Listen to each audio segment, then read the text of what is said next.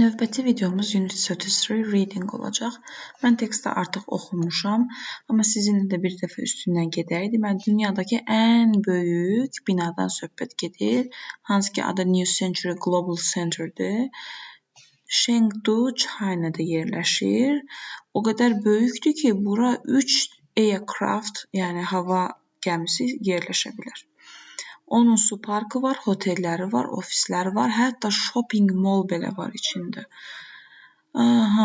It covers a vast area, geniş ərazidə əhatə edir. Uzunluğu 100 metrdən çoxdur. İçində böyük bir əyləncə dünyası tapa bilərsiniz. Burada sürüşənlər var, sürüşkənlər belə sürüşmək üçün yerlər, hovuzlar var. Mağazalar, restoranlar, hətta skating ring belə var. Sürüşmə nəyi belə var, skating üçün. Həmçinin ofislər də var. Is a true symbol of innovation, innovasiya və qrandiorun simvoluna çevrilibdir, yəni simvoludur. Getdik. Tekst nə haqqındadır? Bu böyük bir bina haqqındadır, düzdürmü? Global Center haqqındadır. One of the largest buildings. Bu qalsın. A famous water park. Xeyr, məşhur su parkı yox. Interesting facts about Chengdu yox.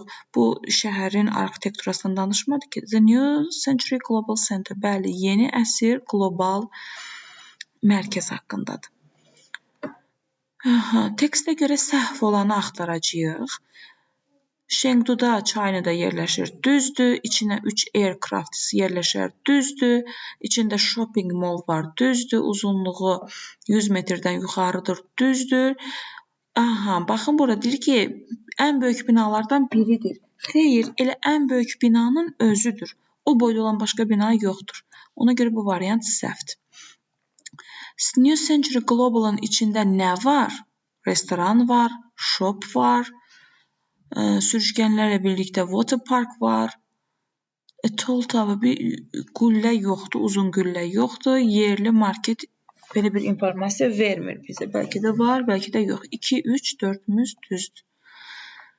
True statement istəyir, yəni düzgün cümləni istəyir. The building covers a large area. Bəli, orada large-ı vastla əvəz edib, bunlar sinonimdir. The New Century Global is only a water park. Xeyr, sadəcə water su parkı deyil. Orada nələr var, hamısı haqqında danışdı. There are pools for people in the water park. Bəli, orada hovuzlar var.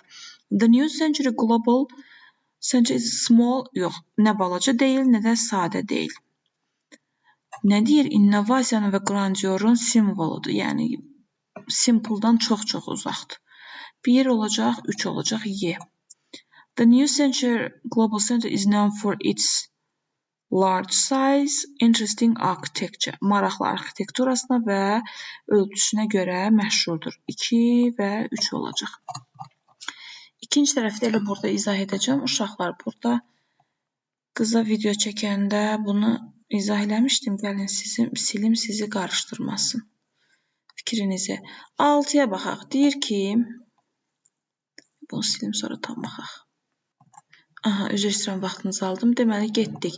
Deyir ki, oyun meydançasında Tim yıxıldı qaçarkən. O dizini zədələdi və ağlamağa başladı. Düzgün variantı seçəcəyik. Tim yıxıldı və dizini incitdi və bu onu ağlatdı. Bəli, bu düzdür. Tim yarışmada qaçırdı və çox xoşbəxt idi, səhvdir. Tim bir oyuncaq tapdı və qaçmaq haqqında unutdu, səhvdir. Tim yıxıldı, amma incinmədi, ağlamadı, səhvdir. Timin dostu yıxıldı və incindi, səhvdir. Cavabımız A olacaq. 7-də nə deyir? Camping trip səyahəti zamanı yağış yağmağa başladı. Hamının paltarları su oldu və hamı üşüdü. Nobody noticed the rain. Heç kim yağışı hiss etmədi, səhv. The sun was shining. Günəş parıldadı, səhv. The camping trip got uncomfortable because of the rain. Bəli, bu trip yağışa görə narahatçılıqla dolu oldu. Narahat oldu. Yağış yüngül idi, heç kimin paltarı islanmadı. Səhv, yağış trip ləğv olundu yağış başlamamışdan əvvəl səhv. Cavabımız olacaq C.